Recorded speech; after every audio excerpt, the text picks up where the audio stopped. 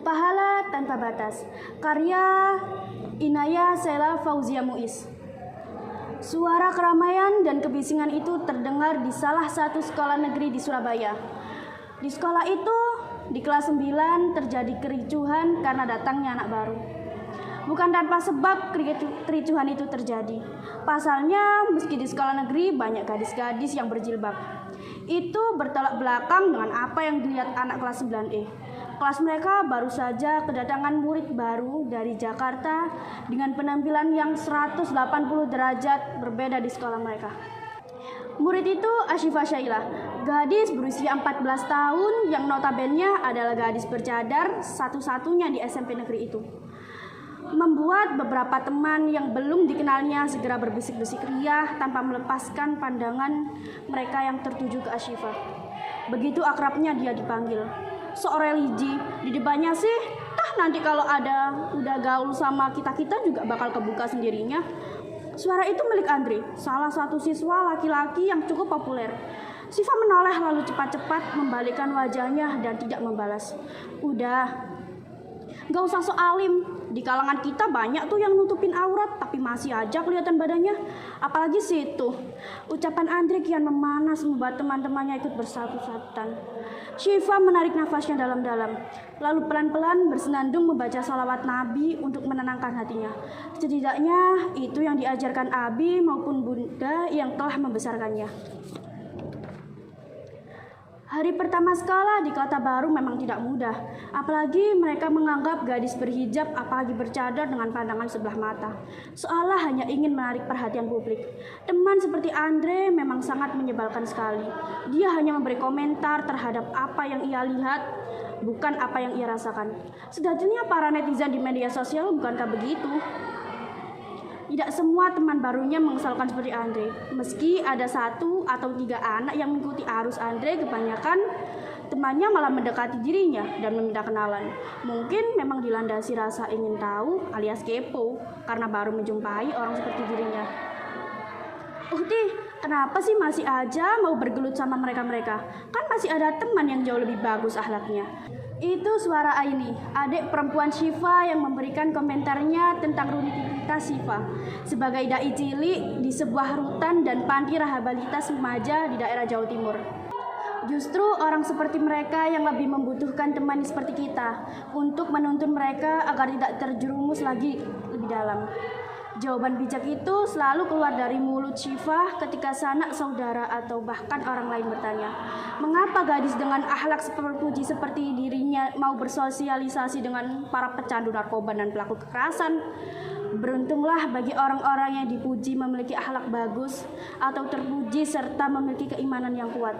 Maka harusnya orang-orang itu tidak harus mencari teman yang sama baiknya seperti kita. Bukankah pahala tak mengenal rupa, asalkan pahala itu dicari dengan sesuai tempatnya? Sekecil apapun perbuatan itu, pasti ada ganjarannya. Benar kan Umi? Tanya Syifa mengoreksi. Sebijak-bijaknya perkataan yang keluar dari mulutnya, Asyifa tidak pernah lupa untuk mengoreksi kembali perkataan yang sudah ia lontarkan kepada uminya. Betul, pahala tak pernah mengenal rupa asalkan dilakukan, dikerjakan sesuai dengan hukum atau aturan Islam yang berlaku. Umi Aisyah melempar senyuman bangga kepada Syifa. Karena di usianya yang dibilang cukup muda, dia mampu menjadi panutan dan pemberi kebahagiaan pada penghuni rutan dan panti rehabilitas untuk terus memotivasi dan tidak patah semangat dengan kesalahan yang dulu sudah mereka perbuat. Tidak ada kata terlambat untuk berubah, bukan? Kita dapat teman baru. Suara dari salah satu perawat dan panti rehabilitas itu membuat Syifa menghentikan aktivitasnya yang sedang membaca kisah para nabi untuk anak-anak di sana. Oh iya, siapa Mbak? Asyifa berdiri menutup buku kisah teladan nabi, lalu menoleh kepada remaja yang sebaya dengannya. Lanjutan kisahnya bakal dilanjutkan Mas Dadang ya. Kalau Mas Dadang yang bawain jauh lebih seru. Uti Syifa tinggal sebentar ya.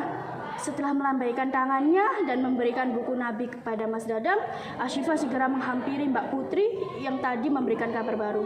Siapa Mbak? Di mana? Tanya Syifa bersemangat. Bukan maksud jelek menanggapi semakin banyak yang masuk ke panti rehabilitas. Namun ia semangat karena di situ dia dapat menebar kebaikan sebanyak-banyaknya di generasi milenium ini.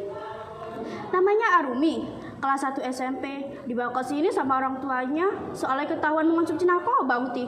Saud Mbak Putri sambil menunjuk gadis kecil berjaket pink dan memakai masker di wajahnya. Aku samperin dulu ya, Mbak. Nanti kalau ada apa-apa, Mbak Putri panggil Syifa aja. Setelah meminta izin dan memperkenalkan diri kepada orang tua Arumi, perlahan Syifa membuka pintu kamar gadis itu. Assalamualaikum, saya boleh masuk? Gadis kecil itu menoleh tanpa melepas maskernya, lalu mengangguk begitu saja tanpa melepas pandangan dari jendela kamar itu. Kamu pasti Arumi kan? Perkenalkan, saya Syifa. Tapi penghuni rutan biasa memanggil saya Ukti Syifa. Syifa mengulurkan tangannya dan memberi gadis itu menoleh dan memandangnya beberapa saat sebelum akhirnya menyaut dan membalas uluran tangannya. Arumi. Sudah beberapa hari ini Andre tidak pernah mengajaknya. Mungkin keputusan seperti tidak mengubrisnya. Tidak hanya dia, tetapi teman satu temannya juga dicuekinya. Namun karena Syifa, Andre yang seperti itu membuat Syifa lebih banyak menaruh hati pada teman-temannya. Jihan, si Andre kenapa ya jadi kurang bersosialisasi? Biasanya kan jadi bidang keraknya dia. Tanya Syifa kepada teman sebangkunya. Itu Syif, katanya sih dia dapat musibah, tapi tidak tahu apa. Tiap kali teman-temannya tanya, dia malah ngancung. Jawab Jihan membuat Syifa mengangkat sebelah alisnya keheranan. Musibah apa? Pulangnya setelah beralasan kepada Umi karena ada yang tertinggal, Syifa mengikuti Andre di jalan yang biasanya dilalui Andre ketika akan pulang. Gak usah jadi penguntit loh, keluar. Andre menunggu sebal, apalagi ketika mengetahui yang mengikutinya adalah gadis bercadar yang ia benci. Kenapa lo ngikutin gue? Lo ada dendam sama gue? Tanyanya ketus. Syifa maju beberapa langkah mendekatinya, namun masih tetap menjaga jarak. Aku lihat perubahan kamu drastis. Yang biasa gangguin sekarang jadi mengurangi diri dan sikap menjauhi diri dari teman-teman. Syifa langsung mengutarakan maksudnya. Andre tersenyum sinis. Terus harusnya lo itu bersyukur, udah gak gue gangguin lagi. Sekarang berani banget nongol di hadapan gue. Tutusnya. Kamu ada masalah, kamu bisa cerita sama saya. Siapa tahu saya bisa kasih solusi. Ucapan Syifa membuat Andre bertatapnya tajam. Siapa lo berani ngurusin hidup orang? Urusin aja hidup lo sendiri. Hidup sok alim gitu masih aja ngurusin hidup orang. Gak usah ikut campur sama masalah gue. Andre berbalik lalu berjalan meninggalkan Syifa yang semakin penasaran dengan musibah yang dialaminya. Apa dia anak broken home? 1 minggu, 2 minggu, 1 bulan. Sudah 1 bulan berlalu, remaja bernama Andre itu semakin jarang masuk sekolah, alias membolos, dan Syifa semakin disibukkan dengan seorang gadis bernama Arumi yang jauh lebih menampakkan semangatnya daripada remaja panti rehab lainnya. Ukti Syifa, alhamdulillah besok Arumi udah boleh pulang. Pamernya bahagia ketika memperlihatkan surat berisi keterangan selama di panti. Wah, alhamdulillah, Arumi bisa lebih cepat pulang dari waktunya. Jangan lupa banyak-banyak bersyukur pada Allah ya. Jangan lupa setelah pulang hafalan Al-Qur'annya diperkuat lagi agar keinginan negatif itu semakin dihilangkan oleh Allah. Syifa mengingatkan gadis kecil itu agar tidak lupa bersyukur atas nikmat Allah. Sebab tanpa beliau pun Arumi pasti tidak akan mudah menjalani hari-harinya. Iya Ukti, Mama juga semangat membantu Arumi menghafal Al-Qur'an. Arumi juga bisa membantu kakak Arumi untuk melanjutkan semangat itu. Serunya menggebu-gebu. Kalau gitu Arumi terus semangat ya, semangat membantu Mama dan kakak Arumi. Arumi harus bisa meyakinkan kakak Arumi bahwa kakak Arumi tidak boleh merasa bersalah karena kesalahannya. Itu semua karena ada Allah yang akan melancarkannya. Pesan terakhir Syifa kepada Arumi. 2 minggu setelah pertemuan Syifa dan Arumi di panti itu, ketika Syifa pergi berbelanja ke toko buku untuk membeli sebuah Al-Qur'an, ia dikagetkan oleh gadis cilik berjilbab yang sedang senangnya membagikan makanan kepada anak yatim piatu. Arumi, Syifa melambaikan tangannya, membuat gadis itu terkejut lalu menghampirinya. Wah, Arumi makin bagus ya perubahannya. Semoga Allah melancarkan semua jalan Arumi. Syifa mengusap kepala gadis itu. Alhamdulillah juga Ukti, kakak Arum sudah berubah dan ikut bertaubat setelah Arum mengajarkan untuk berikhtiar kepada Allah. Tuturnya senang. Alhamdulillah, apa kakak Arumi di sini? Ukti bisa bertemu dengannya? Tanyanya senang. Dengan antusias, Arumi mengganggu dan memanggil kakaknya. Semakin terkejut lagi Syifa ketika melihat siapa kakak Arumi. Andre? Tanyanya kaget. Andre pun juga begitu. Apalagi tampilan Andre yang sekarang lebih menyejukkan hati siapapun yang melihat. Ini Ukti Syifa yang sudah membantu Arumi, Kak. Andre melebarkan pandangannya. Ya Allah Syif, maafkan kesalahanku di masa lalu. Aku nggak pernah tahu kalau kamu yang selama ini membantu adikku keluar dari masalah yang pernah aku tularkan. Andre menunduk sedih, tak berani menatap Syifa. Jangan mengingat kenangan yang membuat kamu merasa kesakitan, Dre. Dirimu di masa lalu adalah masa lalu. Yang terpenting adalah apa yang akan kamu lakukan di masa depan. Aku ikut bersyukur akhirnya kamu ikut berubah menjadi pribadi yang lebih baik.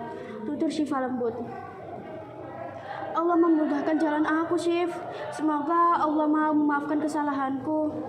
Allah Maha Pemaaf, Dre. Semua hambanya akan dimaafkan apabila mereka benar-benar bertaubat dan berjanji untuk tidak mengulanginya lagi. Lanjut Syifa bijak. Apalagi melihat kamu berbuat baik seperti ini. Insya Allah, Allah pun akan semakin melampahkan dadamu untuk terus berbuat kebaikan. Lagi pula, kita di dunia juga membutuhkan pahala, kan? Teruslah berbuat baik semampumu, karena pahala itu tidak memiliki batas. Karena itu, mari menabung bersama untuk berjalan kita ke akhirat kelak. Tutup Asyifa. Ia pun kembali mengingat kata Umi. Mengapa ia memberi nama Asyifa? Namun Umi benar, Syifa artinya obat. Dan sekarang Asyifa Saila berhasil menjadi obat untuk pencari pahala dan para generasi muda untuk selalu semangat akan tak putus asa untuk menerima ampunan dan bertaubat kepada Allah.